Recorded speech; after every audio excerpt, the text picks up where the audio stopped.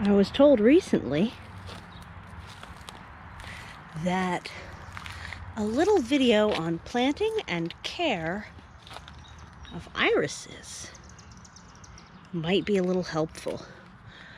So the first thing that I want to get into on that topic is that there are various different types of irises.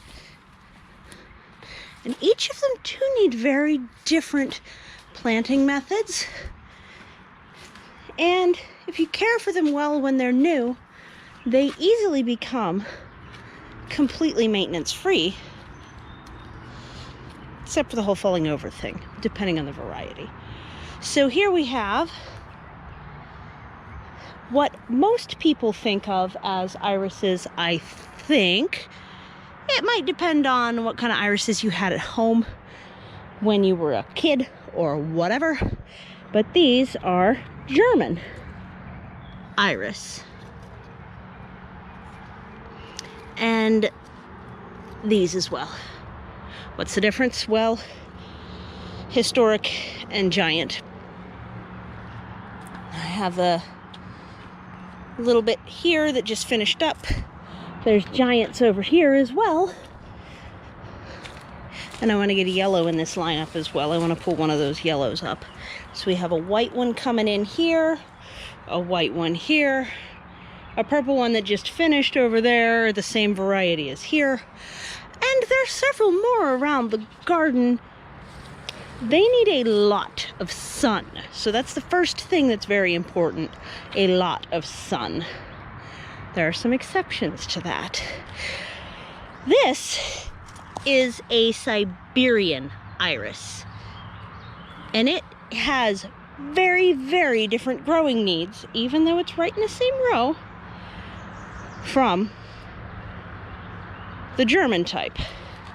And they also look pretty similar.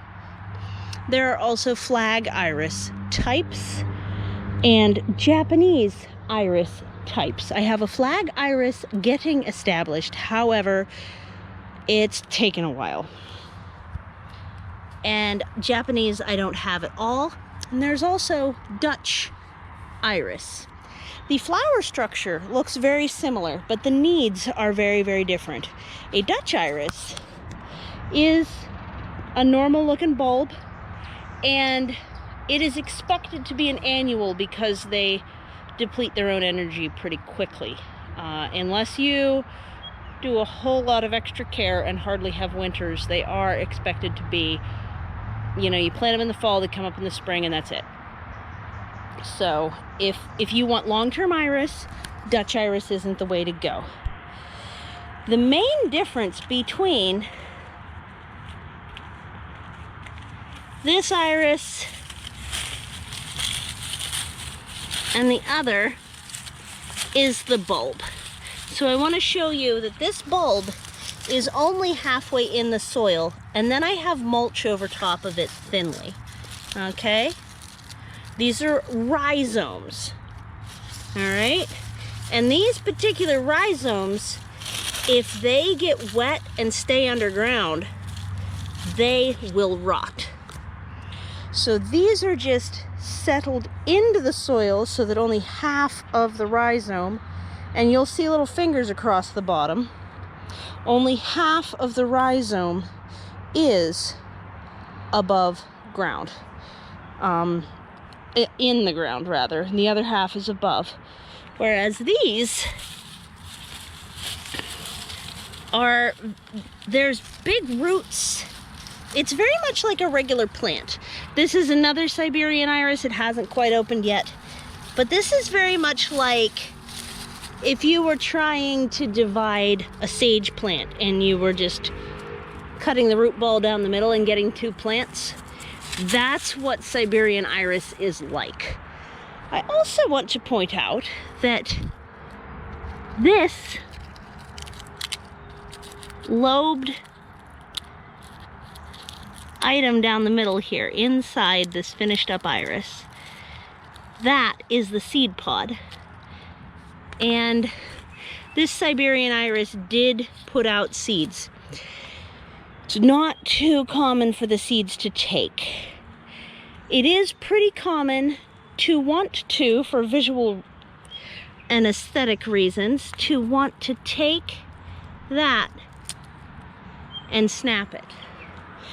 And especially to want to do that with the top heavy ones. A lot of the modern, extremely decorative, see, I didn't really get the seed pod on that. I snapped it half off. But they will produce more spreading roots and continue to multiply if you deadhead them like this. They'll produce more spreading roots a lot faster. So see, that way I got the whole one. It can be tricky to not snap off the twin blossoms, so if you don't manage to do it, you know, no judgment. Your plant might judge you, but I won't. So yeah, these Siberian Iris, they don't have the same sort of rhizome going for them. I'm gonna go in the back and get a yellow one. The third type of iris I'm going to insert me planting in as soon as I'm done saying this. So the third type of iris is a early spring blooming iris. I think some of this is going to get repeated in that clip because I did it in the middle of another project. It's an early spring blooming iris. A lot of them like shade, and they bloom in late February, early March, and they like a shady, damp position. Okay, so I'm filming this before I'm even starting the video because I'm in the middle of something else, okay? But these need rescued. So these are February bloomers, maybe early March, depending on the year. These are early spring iris. Notice how different that bulb is than the German iris bulb. Aren't they fascinating? These, you don't plant them on the surface. These, you plant them pretty deep in the ground. You can see by where the white starts. That's how deep they were. And they were quite happy like that. So what we're going to do is fill in this little spot right here that doesn't have anything right now with those. And I'm just going to tuck them all together. Now, I could separate those out, but they were happy the way they were. So I'll just put them back in the way they were. And those will need a handful of wood chips on top to protect them from being dug out. Yeah. So as to how that's very, very different than the other irises, I will explain how that fits in once I'm actually filming the rest of the video. I was just in the middle of that and wanted to show you. Okay, on to what I was doing before and wherever this is going to fit in the vid. You have to water an iris in pretty good when you first transplant it. But after that, it should do pretty well on its own. Now, this one's not too keen, but this one here, this one's mulched, just planted in mulch. They need a ton of drainage, just a ton of drainage. And this is another one of those yellow German iris that are from the back. I want to grab one of the yellow iris from the back and bring it up here. So I'll meet you back there. Okay, that's pretty spectacular. Haha. So this cluster is all yellows, and they are planted, I would say, yeah, that's gotta be a yellow also. They are planted into the mulch, which they seem to like quite a bit. And if I move enough of the mulch, I should be able to figure out where the root system actually is. Or I can just pull, maybe. Nah, it's gonna snap off.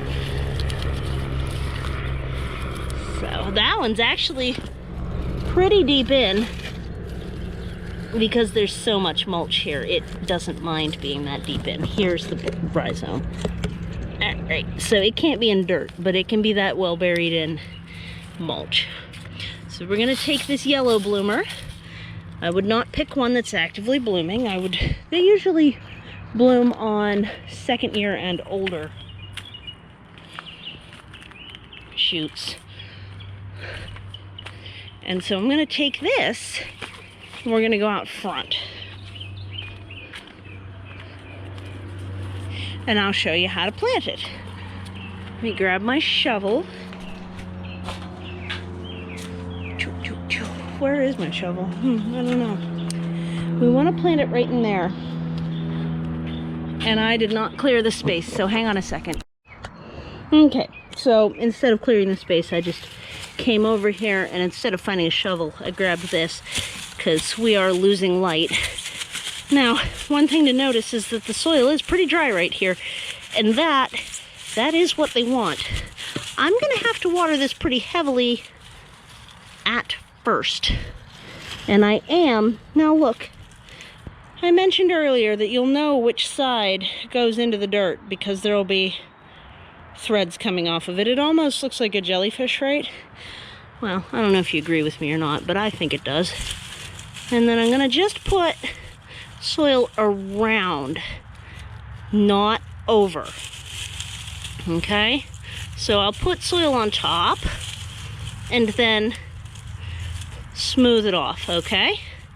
And then I'm gonna grab some wood chips. Be right back. All right, got my wood chips. And I'm gonna put these on pretty thick because that's what this was used to. All right, around all sides, I think.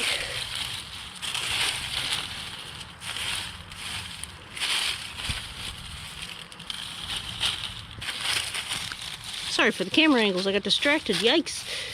So there we go. Now we want to make sure that the base of that stalk can breathe.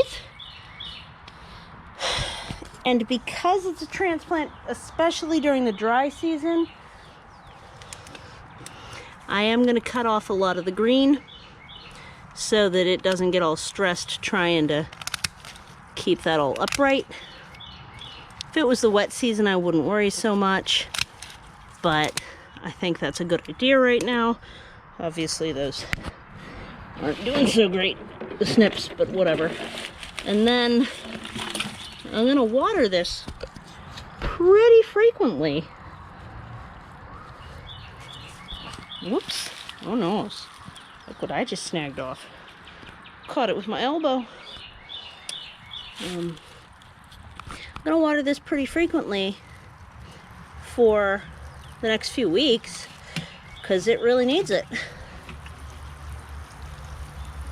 It needs to get those roots, not the rhizome, because the rhizome will rot. But once it's no longer showing signs of stress at having been planted, once it's putting up some new green, we're going to stop watering entirely unless it starts to curl again. And you saw that one out front that curled. You don't want it to be doing that.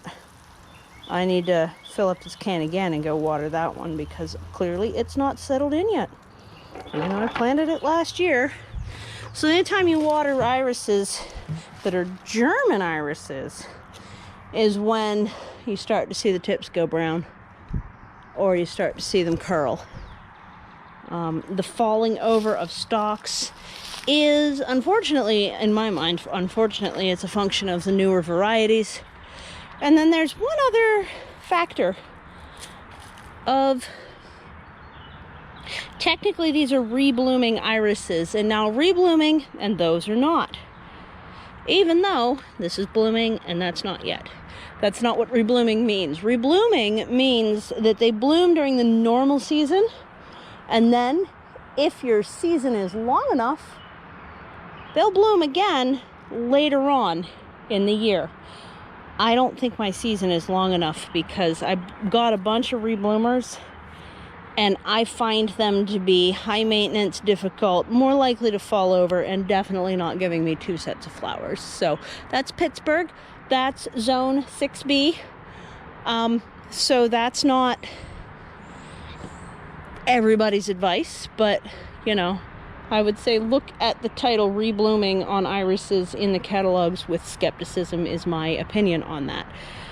If you have a very, very wet situation, garden-wise, Japanese or Siberian irises will tolerate that just fine. If you want to have irises along the edge of a pond, then flag iris or the native flag iris as well. I mean, it's kind of a misnomer, but I can't remember its actual name. Those are going to be great. If you want to have iris in the shade, you're going to want the early spring bloomers.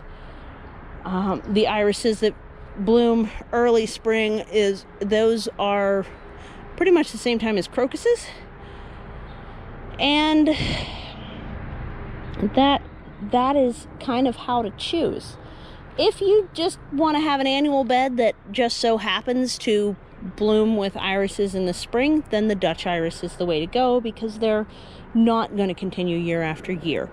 So part of it is choosing your variety based on your situation, and part of it is knowing that a German iris, a true German iris, is gonna need to have its rhizome at least half or 2/3 above soil. They can be mulched, but they cannot be underground. They will rot and they will not grow for you. So I hope that's helpful. It's quite a lot of information, so you know, feel free to rewind, replay, or ask for clarification if I wasn't clear on something. I can help with that. Let's get an iris and sunset view here. There we go. Yeah. So, thank you so much for visiting the cliffside. This has been Permaculture. Take care. Bye.